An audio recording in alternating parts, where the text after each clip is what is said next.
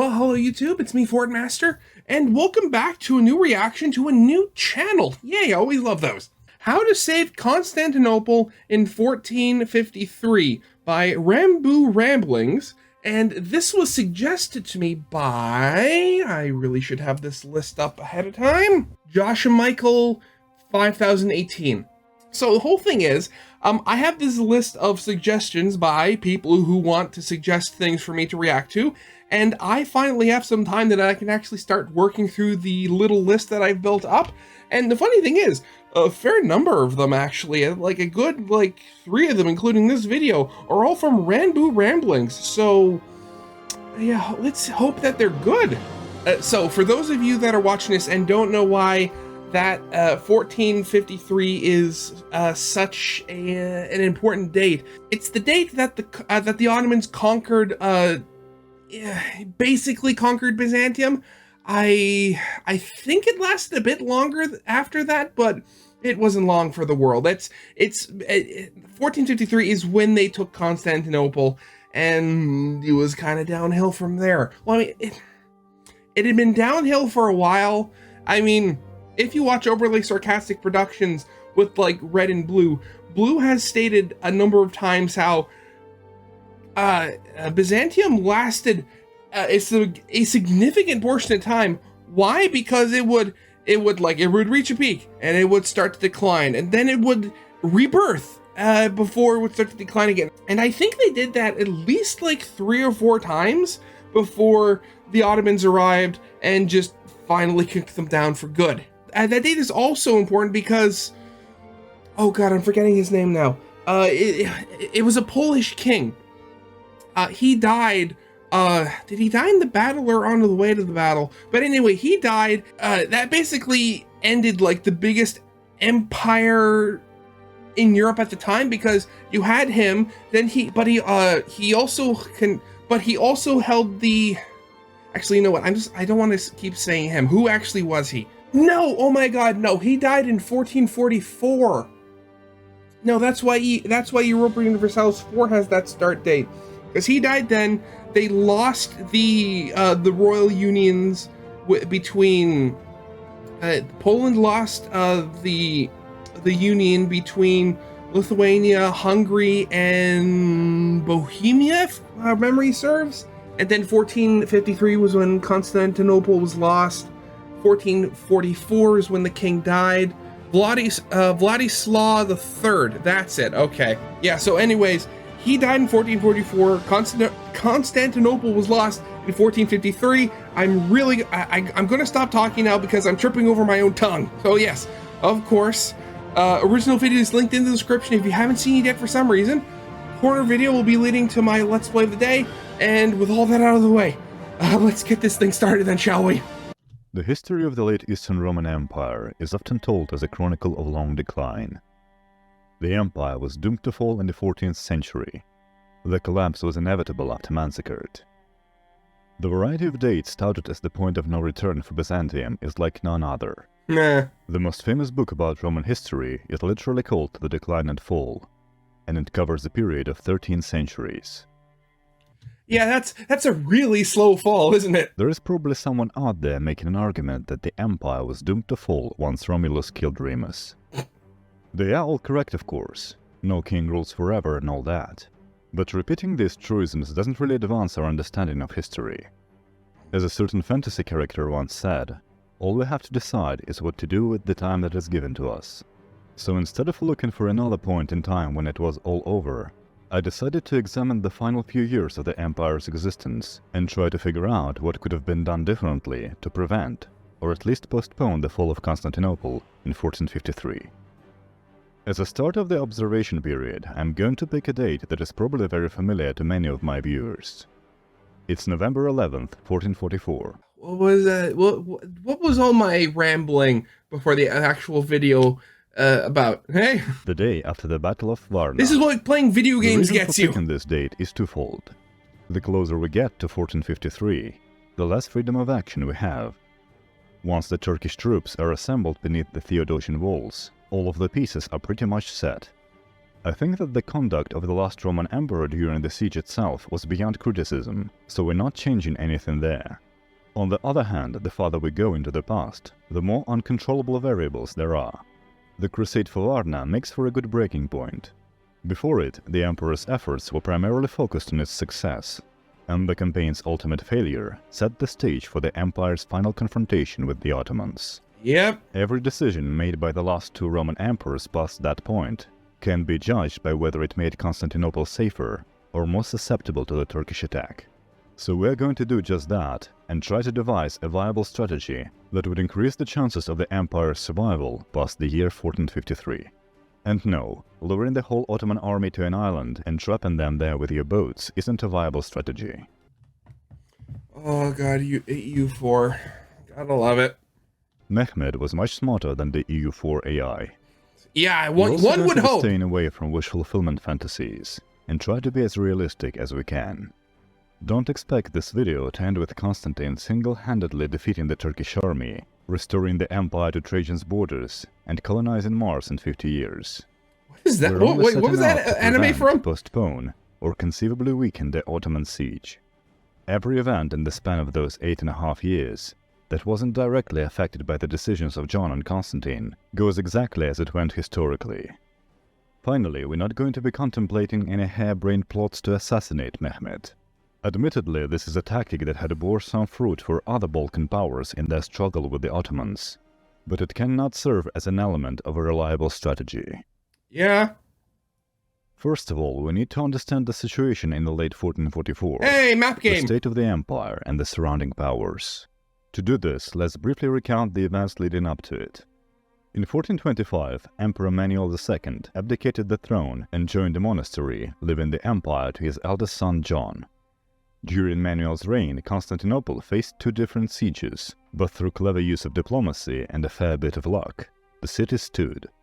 During the second of these sieges, John was in charge of the city, while his father was seeking help from the west, so he already had experience running the imperial government. Okay. In 1425, things were looking quite bleak for Byzantium. John's direct domains consisted of the strip of the Black Sea coast from Varna to Constantinople, the city itself with its suburbs, and several islands in the Aegean. John also had a brother, Theodore, ruling the Despotate of Morea as his subject. At the time of John's ascension, the Despotate of Morea constituted roughly the eastern half of the Peloponnese. Okay, so this doesn't have any. Well, I guess it does have something to do with the video, but what mod is he playing? Because this looks very much just with like the fidelity of the coastlines and stuff. This looks very much like Voltaire's Nightmare, where they just kind of like zoom in on like a portion of the map and just go crazy with all like the mods and like historical accuracy of that one little area. What mod is this? I've never seen it before, though. That being said, I haven't gone on the workshop in a little while, so I'll have to look that up. Its capital, Mistra, was one of the key urban centers in the empire's possessions. From 1425 to 1432, the despotate absorbed the neighboring principality of Achaia, which increased its prosperity and strategic security. The other important Byzantine population center, the city of Thessaloniki, was currently besieged by the Ottomans and recently given over to the Venetians in hopes that they would be able to defend it. Yeah. Thessaloniki eventually fell to the Ottomans in 1430. John also had 5 brothers. The one everyone knows is Constantine, the 4th eldest. Constantine was by far the favorite of John's. It was to him that John delegated the reins of the empire when he went on his diplomatic missions. Soon after their father's death, Constantine had proven his merit as a military commander. In 1427, together with John, he repelled the invasion of Morea by the Latin despot of Epirus. In 1428, John appointed Constantine and their youngest brother Thomas to jointly rule the despotate with Theodore. Thomas inherited the remnants of the Principality of Achaia from his father-in-law and became the de facto ruler of the Western Peloponnese. Theodore was somewhat envious of the favor shown to his younger brothers by John. He was the second eldest, so he presumed himself to be the heir apparent to childless John. Things were eventually smoothed out between him and Constantine. To renounce his claim, Theodore was given the city of Solumbria, where he died in 1443. His only daughter, Helena, was married to the king of Cyprus. I've already mentioned Thomas and what he did, so there are only 2 brothers remaining. He does The not have a third picture. eldest was Andronicus. Andronicus suffered from a debilitating sickness since childhood. It was either leprosy or elephantiasis. How could it either be leprosy? Generally, historically, we've whether it's leprosy has been kind of jotted down as an important factor. Or is that one of those things where it's like it wasn't written down properly and now it's just been lost? So, yeah, that's great. While still around 8 years old, he was appointed the governor of Thessaloniki. Due to his condition, he was unable to maintain the defense of the city during the Ottoman siege and offered the control of Thessaloniki to Venice. After initiating this very first of the long line of wars between the Ottomans and Venice, Andronicus retired to a monastery, where he died 6 years later. This leaves us with the second youngest brother, Demetrius. Demetrius was quite plainly Shadow a person. pain in the ass. By all accounts, he possessed just the worst possible combination of ambition and ineptitude. The Oh no. Palaeologus dynasty always had complicated family relationships, but the real bane of the imperial family were people like Demetrius. The younger sons of the ruling house were usually given appanages to govern, like the aforementioned Despotate of Morea. In 1422, Demetrius was given the island of Lemnos, but he refused to go there, and instead fled to the court of the King of Hungary, claiming that he was threatened by his brothers. He returned back to Constantinople 5 years later, but he never gave up his ambitions to one-up his siblings. John sought help from the Catholic West for the defense against the Ottomans. Demetrius wanted the Ottomans to install him as the emperor in John's place. This wasn't something unprecedented in Byzantine politics, but the fact that his relatives knew about his intentions and still kept him around is baffling to me. Well, I mean, the whole thing with like Byzantine politics, there's a reason why Byzantine politics is literally like a thing that people like call stuff.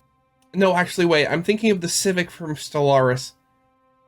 Thinking about all the Paradox games now, but also with the whole thing about them, you know, knowing his plan but keeping him around, that tells me specifically that while they knew, like, of course he was ambitious, made plans, none of them actually thought that he was anywhere near competent enough to actually go through with it and succeed, which, if I were him, I would have found that extremely insulting. You're going to hear a lot more about Demetrius as we progress in our timeline. Ah, wonderful. In late 1437, John left for Italy to discuss the possibility of the church union with the papacy. The Orthodox and the Catholics were historically on bad terms, especially after the Fourth Crusade. Yeah, generally, yeah, it's kind of hard to get over the sacking of your capital city. But the Ottoman threat could not be faced by the Eastern Romans alone. They needed help from the West, and it would be more likely to come if the churches of Constantinople and Rome were in communion. John was accompanied by the Patriarch, several important bishops, and surprisingly, Demetrius. Of course Demetrius was staunchly opposed to the church union. Why was he We brought don't know along whether then? it was a sincere distrust of the Latins, or just a desire to foil his brother's plan. Yes, because if I can't win, nobody can. Given how he didn't have any qualms about seeking refuge at Hungarian court, my money would be on the latter, but it was probably some combination of both. Nevertheless, John took Demetrius with him, because he decided it would be safer than leaving him to scheme in the capital. Okay, the council took until June 1439 to deliberate. Constantinople was relatively safe at the time, as Sultan Murad II was focused on his campaign in Bulgaria. In 1440, John returned to Constantinople with the Act of Union between the churches. What it essentially meant was the submission of the Orthodox Church to the authority of the Pope in exchange for military assistance. The popular reception in Constantinople was very skeptical. Most of the citizens weren't excited about having to change the way they worship on the account of the Roman Pontiff. The Unionist churches, including Hagia Sophia, were nearly empty, and there was a fair bit of unrest throughout the city. Demetrius tried to use this sentiment to his advantage, because of course he would. Yeah. At that time, he was governing Mesembria, a city on a Black Sea coast in Thrace. Constantine wanted to swap domains with him. He'd get a seat closer to the capital, and Demetrius would become the new despot of Morea. Again, Okay, so the whole thing, you gotta love how like language evolves and changes so much so that like despot, the word despot at one point in some country was literally just a government position, granted a high up and arguably the most important government position, but still just a government position, not in the same realms as like being a tyrant or something like that. It was literally just the name of something. It didn't mean anything really. It's the same thing with like dictator, well, again with the Roman Empire. Dictator was just an emergency seat of power that was created when it was needed. And the fact that like nowadays a dictator is wholly a negative thing. I mean, just it's stuff like that reminds you that nothing is solid. It's really fascinating. But the seat in which Demetrius was interested was the imperial one in Constantinople. When Constantine's envoys arrived in Mesembria, Demetrius was already assembling an Ottoman-backed army to march on the capital. Eventually this attempt was put down by John, and Demetrius had to apologize profusely. And why wasn't he put in prison or something? But managed to escape later. Of course he did. When we meet Demetrius next time, he would have already somehow weaseled his way back into the governorship of Lemnos. So, of course, like he didn't want it the first time because he wanted something better, but now, I swear.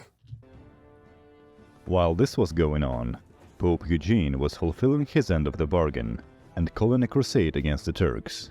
In late 1443, the crusade set out from Hungary, led by the king Ladislaus and his senior general John Hunyadi. The fighting initially went well for the crusaders. On the news of their successes, Constantine launched his own attack from Peloponnese and subdued the Sultan's vassal, the Latin Duke of Athens. In the meantime, the Crusaders have gained a favorable peace treaty with the Ottomans, and some of them went home, including Duraž Branković, the despot of Serbia. But the papal representatives were not interested in peace. Cardinal Cesarini invented a legalistic loophole to absolve King Ladislaus of his oath and urged him to resume fighting. This time, the luck didn't favor the Crusaders. The weakened coalition army was defeated, and the king fell in battle. All of the earlier gains were reverted, and the Ottomans were once again dominant in the Balkans. This is where Emperor John found himself at the end of the year 1444. For decades he campaigned for the assistance from the West. He even became a Catholic to secure it, alienating a good portion of his subjects. And all he got was this lousy crusade. Constantine was still advancing in Greece, but Murad's retaliation soon came in the form of 60,000-strong army, which devastated Morea and destroyed the Hexamilion, a big defensive wall across the isthmus of Corinth. To be fair, the crusade wasn't completely without benefit for the Eastern Romans. The Ottomans have won, but they still suffered heavy casualties and needed time to recover. Thankfully, Murad had clearly demonstrated that he didn't plan to annex more of the Byzantine territories, so the emperor at least had some breathing room. The question now was how to use this time.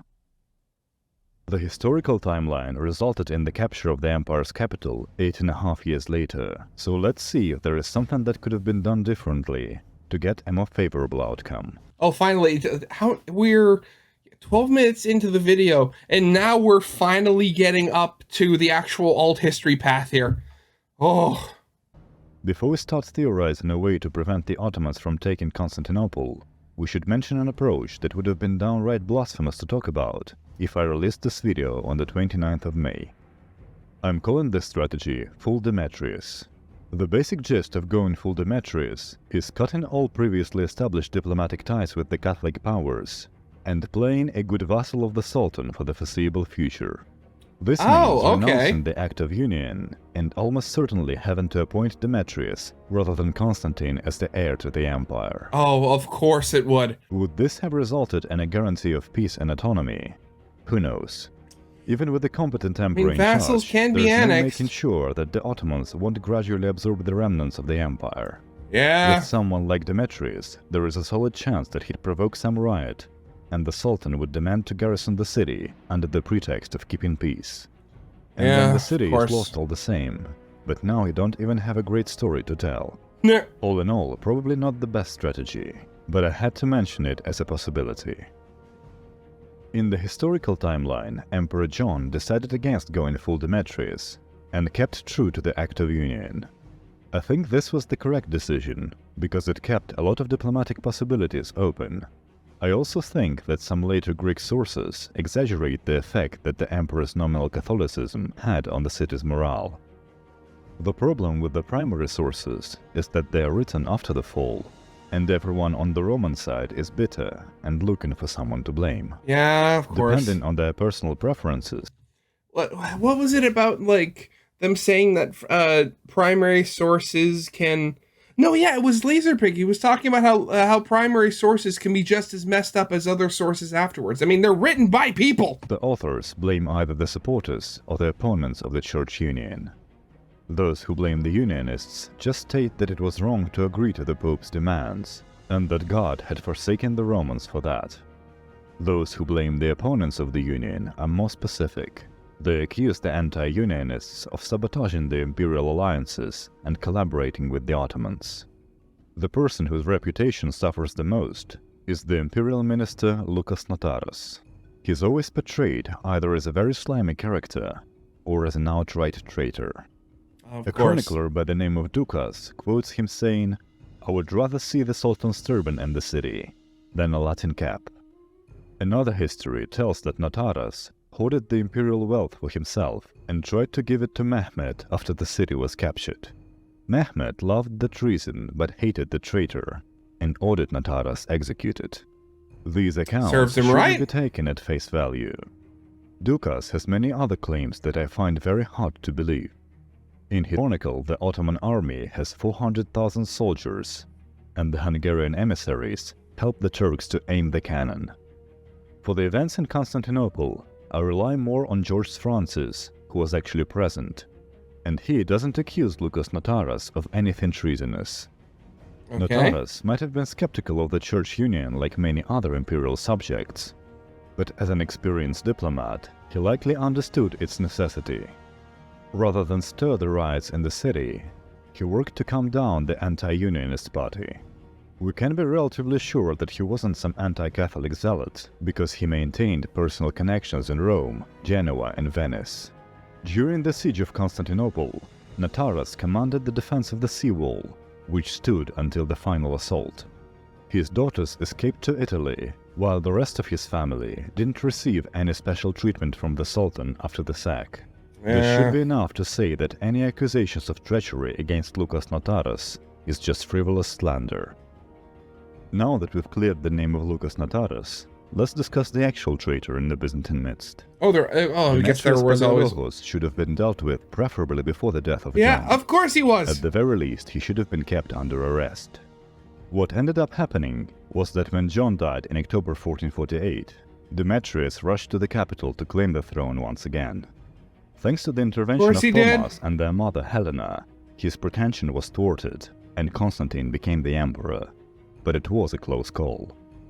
Then, instead of executing Demetrius for fomenting a coup, Constantine had given him the Despotate of Moria. The reason for this decision?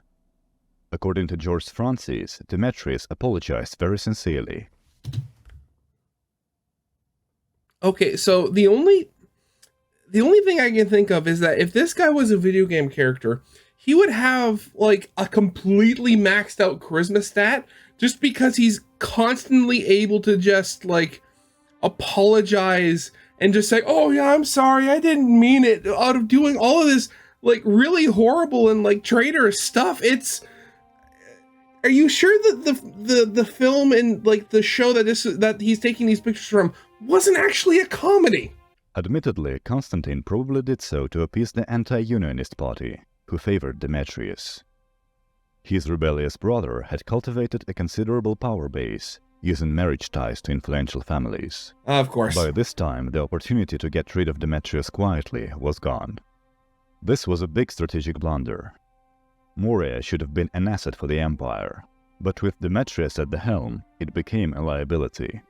Instead of fortifying the peninsula, Demetrius spent his time quarreling with Thomas and provoking a local rebellion. Demetrius and his shenanigans should have been the first issue on John's agenda in the last years of his reign. Some sources say that Demetrius escaped imprisonment after his first failed coup and was sheltered by the Genoese in Galata. In any case, he was clearly a threat to the stable succession and should have been dealt with accordingly. When John dies, Demetrius is a governor of Lemnos. How this was allowed to come to pass is beyond me.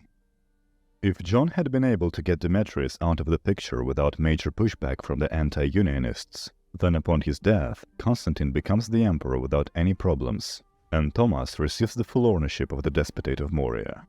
Thomas wasn't any kind of administrative or military genius, but he was loyal to his brothers. With all of Moria under his control, him and Constantine would be able to better coordinate the defense against the Ottoman. Exactly. When you only have to focus on one thing, it's a lot better. We'll get into more detail once we reach that point in the timeline. When Constantine became the emperor in 1449, he was unmarried. This was a diplomatic card that should have been played wisely. Constantine began searching for a marriage alliance in the first year of his reign. His first candidates were the princesses of Georgia and Trebizond.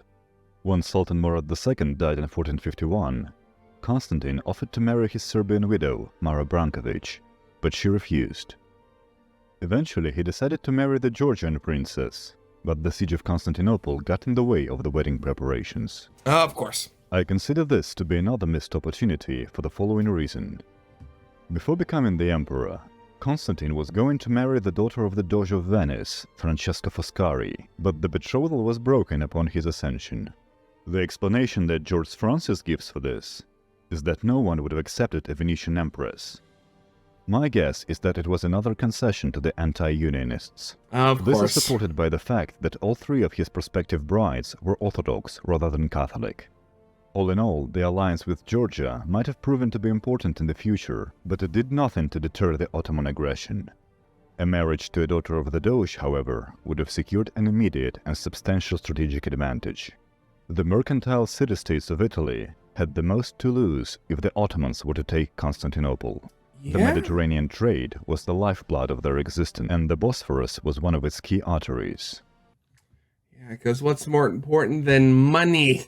Yeah, and of course, make an alliance with somebody who has much deeper pockets. A weak Byzantium wouldn't interfere with their business, but a powerful Ottoman Empire was unlikely to be as generous. Yeah, However, unfortunately. after being snubbed by Constantine, the Doge was reluctant to send help to the besieged city. Other Venetian notables eventually persuaded him to send reinforcements, but by the time those ships reached the islands of Chios, the city had already fallen. If the Venetian help was sent without delay, it could have provided the defenders with enough staying power to keep fighting until more reinforcements would arrive. So what possible reinforcements would that be? Byzantine sources like Francis are famously salty about the help from the West, especially from the papacy. We had received as much aid from Rome as had been sent to us by the Sultan of Cairo, writes Francis. This is a bit unfair towards the Pope. Eugene IV at least sent 200 Neapolitan archers, accompanying Cardinal Isidore of Kiev. 200? Wow, petitioned okay. the Catholic rulers to come to the aid of Constantinople, but all these pleas were a little too late. That's why I emphasize the importance of the Venetian alliance. Having at least one fully committed ally at the start of the siege would have allowed to prolong it until others could gather their strength. On a longer time span, those may have included Duke Philip of Burgundy and the Holy Roman Emperor Frederick III. Yeah? But let's just focus on those who were already engaged in direct diplomacy with Constantine. The marriage proposal to Mara Branković, which we mentioned earlier, was an attempt to secure the support of Serbia. I swear, the absolute, like, stark difference in the way, like, some paintings have been preserved and others haven't been is just, it's shocking, isn't it? This one sounds overly optimistic to me. After the failure of the crusade for Varna, Serbian despot Đurić Branković was unwilling to participate in any anti-Ottoman actions. In 1448, he refused to join the coalition of John Hunyadi, which was eventually defeated in the Second Battle of Kosovo. Add this to the fact that his daughter Mara was very supportive of her stepson Sultan Mehmed, and you get a very low chance of any assistance from Serbia. The time Constantine had wasted trying to secure it would have been better spent elsewhere. The time indeed was of the essence, and Constantine might have severely misjudged how much of it he had to prepare for an eventual assault. He had a truce with the Ottomans from his ascension in 1449, which gave him a false sense of security. As you know, a truce only lasts 5 years. However, when Murad died in 1451 and was succeeded by his son Mehmed, this treaty might as well have been thrown out. Some sources say that Constantine provoked Mehmed. Allegedly, he did so by suggesting that he is going to release Orhan Çelebi, a possible pretender to the Ottoman title. Orhan Çelebi was a great-grandson of Sultan Bayezid I, and the only male relative of Mehmed with a claim to the throne. He lived under house arrest in Constantinople, and the Ottomans paid a stipend to the empire to keep him under guard. Allegedly, Constantine sent a message to Mehmed in 1451 demanding this payment be increased, or else he might release Orhan and maybe even proclaim him a rival sultan. Supposedly, this was the cause of the hostilities that led to the Ottoman siege in 1453. I don't put much credence into this story. It sounds way too stupid for Constantine to provoke the Ottomans. And Mehmed doesn't strike me as a guy who needed a pretext to go on conquering. Yeah. The Byzantines had made a similar move in 1421 upon the death of Mehmed I. The pro-war party in Constantinople had convinced Manuel to withhold the recognition of Murad II and play a pretender Mustafa against him. Mustafa's rebellion was put down, and for the Romans this gamble led to the sieges of Thessaloniki and Constantinople, with the former eventually falling to the Ottomans. Okay, so I've been silent about this for long enough, but I swear, that crown, what is going on with those curly parts right there? I mean, are those just feathers that are like painted weird, or were there like actual like physical like hard or I guess soft or whatever they were parts that actually like went up like that? What kind of crown is that? The circumstances in 1421 were way more favorable for the rebellion than 30 years later, so I highly doubt that Constantine would have tried the same play. By the way, when the siege came, Orhan Çelebi was put in command of 600 Turkish defectors who helped to defend the city. Regardless of whether there was a provocation or not, in 1451 the conflict was already brewing. In autumn that year, rumors began circulating that Mehmed was planning to build a fortress on the Bosphorus. When the construction began in April next year, this should have been a clear sign of Mehmed's intentions. The fortress was being constructed in the Byzantine territory. Constantine's response was too cautious for the severity of the situation. Venetian and Genoese notaries were pushing for an attack to disrupt the construction. That actually does remind me. Yeah, so if you haven't heard of it, look up Fort Montgomery. It's a fort that the U.S. built on Lake Champlain that was accidentally on Canadian soil. I believe the more popular name for it is actually Fort Blunder. But the emperor had sent 3 delegations before taking any forceful action. The first 2 returned without a response from the Sultan. The third one was executed. By that time, it was too late to sally out. The construction was almost finished. So yeah, my question about that is, 1, how quickly did the castle go up? Or 2, how long did he wait in between sending delegations? Because from what I understand, building a fort is not a quick process. The newly built castle was called Boğaz Kesen, the Strait Cutter. Together with a similar fortress on the other side of the Bosphorus, constructed 50 years earlier, it gave the Ottomans full control of the communications between the Black Sea and the Aegean. The Venetians were the first to taste the power that the Ottomans now exercised over the straits. As soon as the castle was completed, Mehmed announced that every passing ship must stop for examination. A Venetian captain, Antonio Rizzo, ignored this warning. His ship was destroyed by the cannons of the castle, the crew killed, and the captain himself was impaled on a stake. Considering this episode, Venice should have been way more eager to send assistance against the Ottomans. One of the possible reasons that they didn't was that broken betrothal. In the months before the siege, Constantine ramped up diplomatic outreach to the west.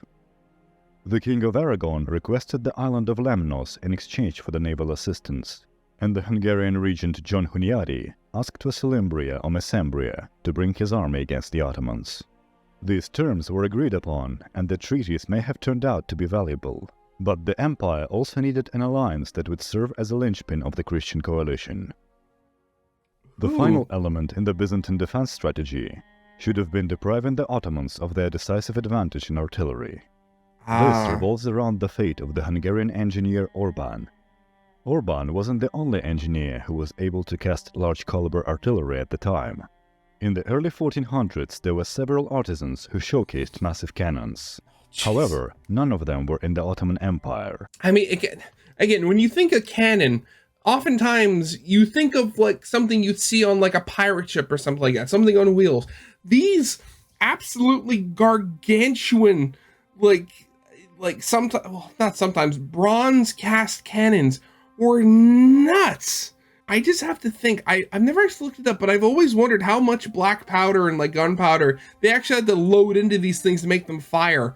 And geez, it's crazy. So finding and hiring such an expert would have taken a lot of time for Mehmed. The Ottomans had access to artillery, which they successfully employed in the siege of Thessaloniki and in the destruction of the Hexamilion, but nothing of the caliber that Orban and his peers could bring to the table. The huge basilica gun is what Orban is best known for, but he also oversaw the production of the rest of the 70 cannons that the Ottomans brought to the Theodosian walls. Having a skilled artillery engineer in the field was crucial for the Ottoman offensive.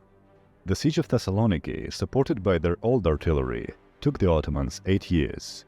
The walls of Thessaloniki were thinner than even the outer wall of Constantinople. Without the unique expertise brought by Orban, the Ottomans would have to rely on the artillery of the same caliber during their attack on the Byzantine capital, which would have greatly reduced their ability to breach the walls.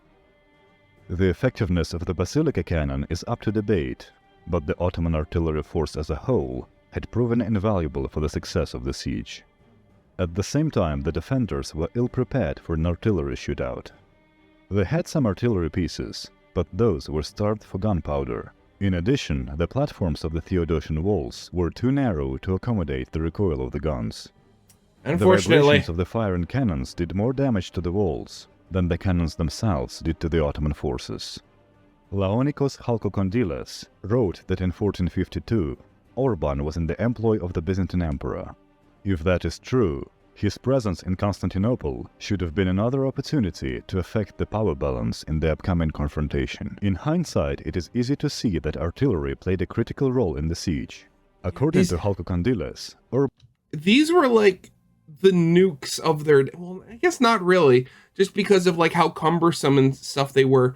But I mean, just looking at these things, like these replicas, and I'm going to go on a limb here and say that they're fairly accurate size-wise to the real things. It's just, these things are so big and derpy looking, but they're so cool. Orban left because he wasn't receiving his stipend due to Constantine's financial issues. He then left for the Ottoman court, where his arrival was seen as divine providence. In another version, Orban comes to Constantine with an offer to build him a huge cannon, and only after being turned down, ventures to give the same offer to Mehmed. This one is probably apocryphal. It doesn't make much sense for Orban to come to an almost bankrupt Constantine with such an extravagant proposal. In any case, it should have been imperative for Constantine to not let Urban go to Mehmed. Yeah, I may be definitely using the Venetians a bit too much in my strategizing, but I bet they were interested in some cannons and had enough money to pay for Urban's services. Oh yeah, if of all course. other ways to keep him out of Adrianople fail, then who knows, maybe he just slips on a banana peel and breaks his neck on the way to Sultan's court. Whoops. Even if Orban didn't reach his capital, Mehmed would have still brought a lot of artillery to Constantinople. But without the Hungarians' expertise, he'd have a much harder time making breaches in the Theodosian walls. The damage on the fortification would be diminished, alleviating a lot of pressure on the defenders. Ultimately, it would have served Constantine's plan, buying time until the reinforcements could arrive. In the historical timeline, the siege began on April 6, 1453.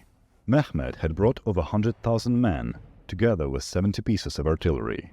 By sea, they were supported by a large fleet of galleys, over 100 vessels strong. In preparation for the siege, Mehmed also sent his governor Turhan Bey to Moria to prevent Demetrius and Thomas from sending any help to Constantine. Demetrius' brother-in-law had even won a victory over one of Turhan's lieutenants, but it mattered little in the grand scheme of things. The population of the course. peninsula was divided and irritated over the despot's mismanagement. It couldn't be mobilized for an effective campaign against the Turks. No help would be coming from Mistra to Constantinople. The defenders of the Roman capital numbered somewhere below 10,000 in total. This number included both the citizens put under arms and the small professional contingents sent by foreign powers. The foreign aid to Constantinople consisted of the ships. Genoese mercenary company of Giovanni Giustiniani, 200 Neapolitan archers of Cardinal Isidore, several Venetian vessels which happened to be in the harbor at the start of the siege, and the retinue of the Catalan consul, Joan de la Villa. During the siege, 3 more Venetian ships arrived from Crete. This ragtag band had withstood 53 days of bombardment and sporadic assaults. Constantine, Giustiniani, and other defenders fought valiantly, but Again, granted, having a big wall between you and the enemy definitely gives you some, advantages and stuff like that, but the fact that you had a force that small defending for that long, it's just... I mean, what did they go through? And obviously it's war. War is hell. It's never easy. But I mean, how difficult was it for those people to, that 2 months, that 2 months. the numbers were overwhelming. Considering the advantage that the Ottomans had in the troop quantity and firepower, it is a miracle that the city held for even that long. It's times like these you really wish they still had, Greek fire. After the siege was concluded, Thomas and Demetrius remained in the divided possession of Moria for 7 more years. Demetrius was comfortable as an Ottoman vassal, while Thomas held out hope that the papacy would send help. In 1460, after some missed tribute payments, the Sultan decided to assume direct control of the peninsula. Thomas kept on fighting in Achaia and eventually escaped to the Venetian territory, while Demetrius surrendered to the Sultan after some token resistance. Salmeniko Castle and its commander, Constantine Graitzas Palaiologos, were the last to hold out against the Ottoman forces. When its garrison surrendered in 1461, all that remained of the despotate was the tiny piece of land on the Mani Peninsula. Ugh. Now let's summarize the actions that we have proposed. The main idea of the strategy is making an attack on Constantinople more trouble than it would be worth. Yeah. First of all, get rid of Demetrius and appoint Thomas the sole despot of Moria. This would have allowed for better communication and coordination between the Palaiologoi domains. Honestly, listening to all of this, it almost seems like Demetrius was almost one of, if not the biggest reasons why Constantinople fell when it did. It is absolute lunacy how much this one man failed to do anything, just hampered everybody around him because of it. Which would come in handy when the confrontation with Mehmed begins. This also removes the issue of the messy succession when John dies, Yeah. and it weakens the anti-unionist party. Secondly, when Constantine becomes the emperor, he should just go ahead and marry the daughter of the Doge.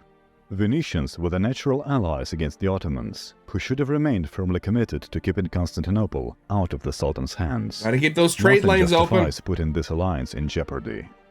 When it comes to other alliances, less effort should have been spent appeasing the Pope, and more bringing in the powers with more pragmatic interests. Serbia probably wasn't going to help much, considering its own vulnerable position. But Hungary might have offered more substantial assistance. We've mentioned an agreement with John Hunyadi in exchange for land concessions, and an embassy from Hungary had reportedly reached the Sultan's camp and threatened war if he didn't lift the siege. Hungary was the only power in the region capable of an open land confrontation with the Ottomans at that point. Yeah. If anything could have been done to motivate a more swift and decisive response from the Hungarians, it should have been one of the top priorities. A closer alliance with Venice would have enabled a more forceful answer to the Sultan's provocative fortress building. Preventing that construction would have kept open the communication with the Italian trading posts in the Black Sea, as well as Georgia and Trebizond. Also, as soon as Mehmed reveals his intentions, Thomas Palaiologos could have started fortifying Moria. Restoring the Hexamillion would have meant that the Sultan either sends some of his artillery south or leaves Moria undisturbed, in which case Thomas would be free to send reinforcements to Constantinople. In both cases, the power balance shifts to the Byzantine advantage. Finally, this whole thing, I'm watching it and it's all dominoes. It's all just little things being tipped over, and the further they go, the bigger the differences get. This is good alternate history. I've seen some where they kind of really gloss over like the changes and stuff, and mostly because like the changes they're doing like massive empire-wide changes, like changes in happening in Great Britain or in Germany when it forms, or that all that sort of stuff. But it's stuff like this where you're focusing on such a small geographic area with such a small over such a small amount of time, with so few people, that you're able to go into like real detail about all the little changes that would have to be done to start making history swerve in a completely different direction. Keeping Orban out of Mehmed's camp would have further eroded the Ottoman artillery superiority. When Mehmed set out to Constantinople in 1453, he correctly estimated his ability to take the city without dragging out the siege into hundreds of days. Without a partial sea blockade and an overwhelming artillery force, he would have been reluctant to make this call, and even if he went for it under those circumstances, the siege would have taken way longer, at which point more reinforcements would have arrived. Mehmed was looking for a swift and decisive attack, not for a siege of Candia-type situation, when the defense of Constantinople would become a go-to destination for every European adventurer hungry for some glory. The Ottomans still had targets for conquest in Anatolia, so the Roman capital could be kept in the long-term plans for the time being. And then Constantine expanded the empire to Britain, Iberia, and the Persian Gulf, invented steam engine, nuclear reactor, and the internet, and they all lived happily ever after on their space colonies, extorting tribute from the aliens like in the good old days. Yep, that's usually how it goes. I mean... But probably not. Preventing or repelling the siege of Constantinople in 1453 would not have automatically skyrocketed the Eastern Romans into preeminence. Catholic powers were not lining up to be used by the emperor as a hammer for bashing the Turks. It would have Their taken resistance came so to price. much work. Generally, that price would be trading ports and islands in the Aegean. If the King of Aragon eventually shows up to the siege, expect a quarrel between him and Justiniani, both of whom were promised Lemnos. If Mehmed suffered a defeat beneath the walls of Constantinople, the Byzantines wouldn't be enjoying much of the possible territorial concessions. Thessaloniki would have to be returned to Venice to maintain that alliance, so the best that Constantine could hope for would be the Principality of Athens and that land in Thessaly that he'd been able to liberate briefly in 1444. Even something as fortuitous as civil war in the Ottoman Empire after a sudden death of Mehmed II wouldn't have resulted in immediate Eastern Roman revival. The impoverished empire wasn't in a good position to take advantage of a situation like that. No. Most of the spoils of a potential collapse of the Ottoman power in the Balkans were primed to be taken by the Italian mercantile states, as well as Serbia and Hungary. In these circumstances, just being left alone for a couple of decades doesn't sound like a bad deal for the empire. I think the key to the revival of the Byzantine fortunes in this timeline would have been the Despotate of Morea. A lot of refugees from the ex-Byzantine areas were already preferring to move there instead of Constantinople. The despotate's capital of Mistra was becoming a new center of Eastern Roman culture and education. It was also an inherently defensible location. With adequate governorship, it could have been a backup power base for the Byzantine emperors, similar to Nicaea and Thessaloniki during the Latin occupation. Other than that, a key to the Byzantine survival would have been to navigate the balance of powers around them. If any one power becomes dominant in the region, then it would automatically start eyeing the city of Constantine. Being more trouble to take than to tolerate is the name of the game in this situation. Money would have to be found to adapt the Theodosian walls to the realities of the new era of siege warfare. Whichever power comes knocking on them next, they're sure to bring some big guns with them. So In the always end, a bigger no one gun. knows how history would have turned out if any of the key decisions were changed. But I think the picture I've painted is more or less realistic. If you'd like to add something to it or ask me a question, feel free to do so in the comments. We also have a Discord which you can join if you want to discuss these kinds of topics with me and other interested people. Thanks a lot. Again, as I said before, this was just very good quality, like alternate history crafting and stuff like that. And I very much hope that I said enough to even warrant me editing this video. But when it comes to alternate history, of course, I love watching the ones where it's like small, where like they do something silly, like what if Canada became an empire? What if America became a monarchy? What if like Britain and France formed a union and became one country? It's just all these really stupid and just out there alt histories. But then you have something like this where it is over such a small finite period of time, over like such a small area, that you can go into such detail of like the little things that had to be done that could have made it work. And I do have a couple more Romaboo Ramblings. Okay, so I do have several more Romaboo Ramblings suggestions on my list. I'm definitely gonna have to watch them, because I definitely want to see more of this. So yeah, as I've said millions of times before, the original video will be linked in the description if you haven't seen it yet for some reason. Corner video will be leading to my Let's Play of the day. And with all that out of the way, I hope you guys liked. If you did, leave a like, subscribe if you have not, and I'll see you guys next time. Goodbye.